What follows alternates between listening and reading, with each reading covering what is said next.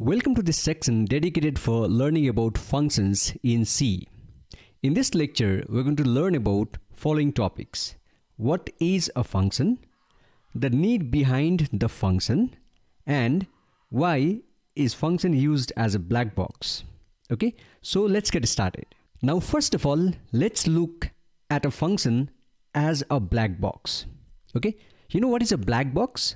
So black box is a box which is black in color, so you don't see what is there inside that box. Okay, so what is there inside the box is invisible, but it magically works. For example, let's assume that you are supposed to find the square root of a number.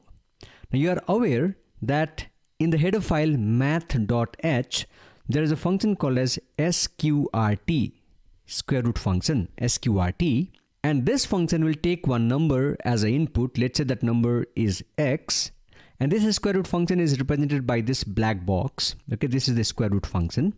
It takes the number x and it somehow magically gives you the answer, that is square root of x. So this square root function is a black box. You know that it works and gives you the square root of a number, but you are not aware what's happening inside this box. So this square root function is a black box. So in all these functions you have three components. You have input. Okay, so in case of a square root function, x is the input.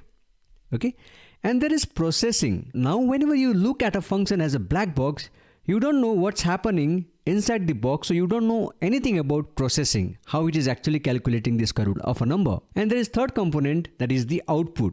Magically you will get the output square root of x in case of square root function. So this is a black box. Okay, so as of now we have only seen function as a black box. We are just using that function and we do not know what is happening inside the box. Similarly, there is a function to find the power of a number, right? Let's say, how do you find out x cube? You use this pow function. Again, this function is defined in the header file math.h. Okay, it takes two arguments or two inputs. Okay, input is also called as an argument. So what are the input for this function? It is x, the base, and let's say the power is n. So it magically does some processing. You don't know what is happening inside the box, and finally you'll get the answer as x to the power n, which is the power of the number x raised to the power n. So this is what the function as a black box is. So as of now we have only used these functions as a black box, but slowly we'll learn how to write and define our own function, and we're going to do or put some processing components inside these functions. So that will come in my later lectures. So now let's look at what is the need behind a function. Why is function needed, right?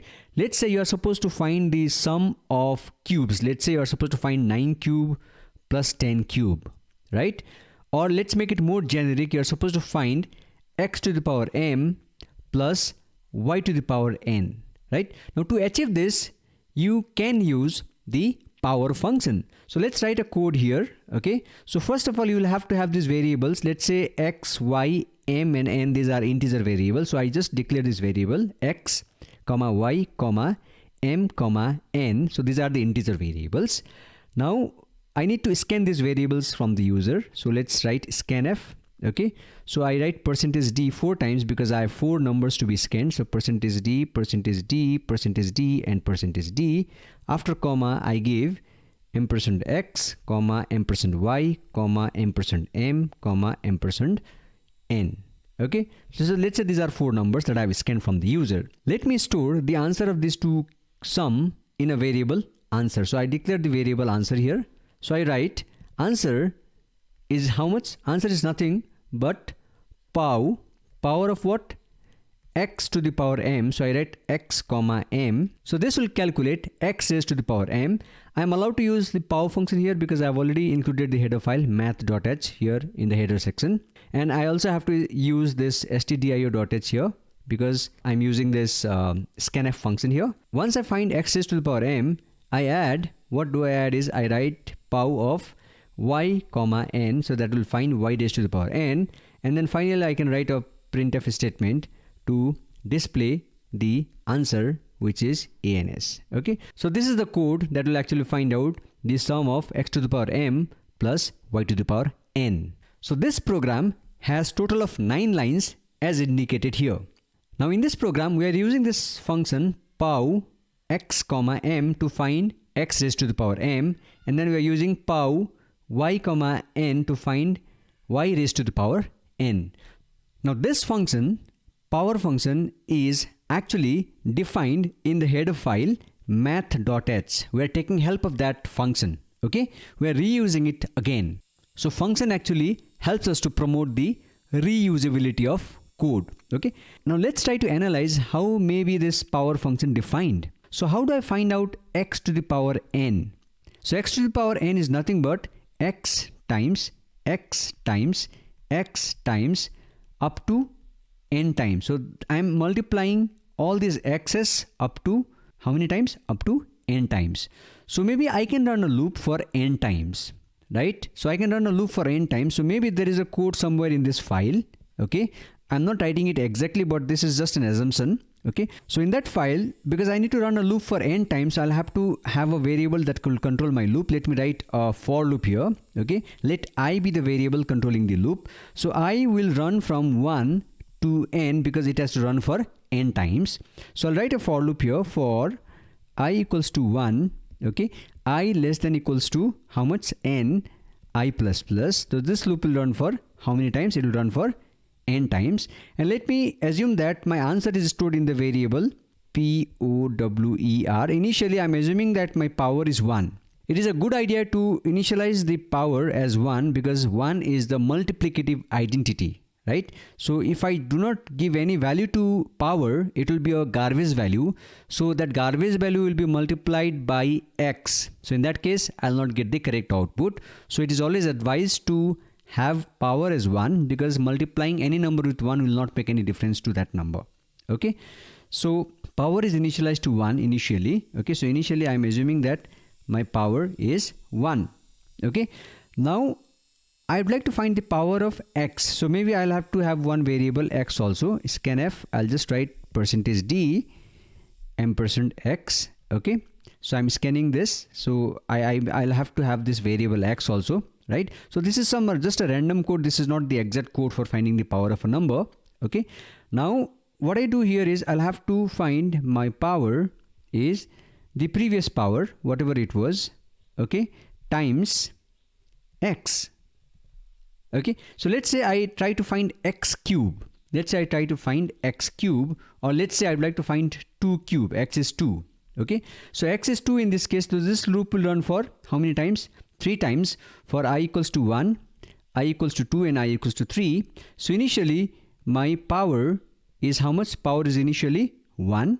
Okay, so for I equals to 1, x is multiplied to power. So 1 times x here is 2. 1 times 2 would be 2. For the next time I equals to 2, again 2 is multiplied. Again for I equals to 3, 2 is multiplied. So 2 times 2 times 2 times 1 is equals to 8, which is the answer, right? So finally I can print the power. Okay, I'm just writing it randomly. Okay, so let's say for this code I am having 1, 2, 3, 4, 5, 6, 7 lines. So let's say this is a 7-line long code for finding the power of a number. Okay, and now let's assume that somehow I do not have this power function defined in math.h. I'll have to write this code on my own. So in that case, I'll have to write 7 lines to find out the power of a number.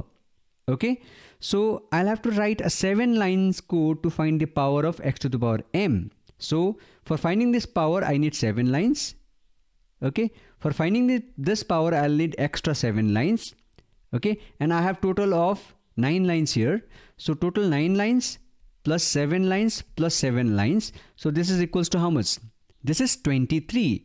So if I do not have the power function, then my code to find this sum would be 23 lines long. Okay, total number of lines in that code would be 23 lines, which is not really good. So what I mean to say in this particular slide is that function actually helps us to promote the reusability. So if I have a function defined for finding the power of a number, it is very easy for me to use that and reuse that as many times as I want, right? Now let's say I would like to find the sum 5 cube plus 18 to the power 4 plus 9 to the power 6 plus 16 to the power 9 plus 14 to the power 6. However long may be the sequence, if I have the power function, I can just use the power function by calling that function and I'll get the answer magically, right? So this is the power of function. It actually promotes reusability. If power function is not available, I'll have to write 7 lines of code to find 5 cube, 7 lines of code to find 8 to the power 4, and so on, 7 lines of code to find 14 to the power 6. So therefore, if you have the function defined, it makes things reusable. Therefore, it saves your time as well. Okay. So this is the need behind the function. Now let's try to see what is function actually. Okay. So function is a block of reusable code. It's a piece of code, okay, which is reusable. You can use it time and again, okay, multiple times, and it is actually doing a specific task.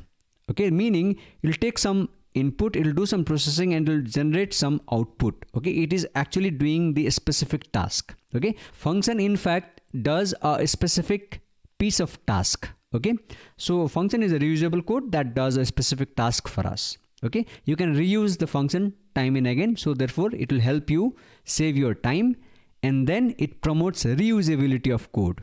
Okay, so as of now we have only used function as a black box, like we have used the power function, we have used the printf function, we have used the scanf function, we have used the square root function. We have just used this function as a black box. But now what we are going to do is we are going to write our own function. So that is called as the user defined function. We are going to ourselves define our function and we are going to use that function. Okay, so that is what we are going to cover in the next lecture. Stay tuned.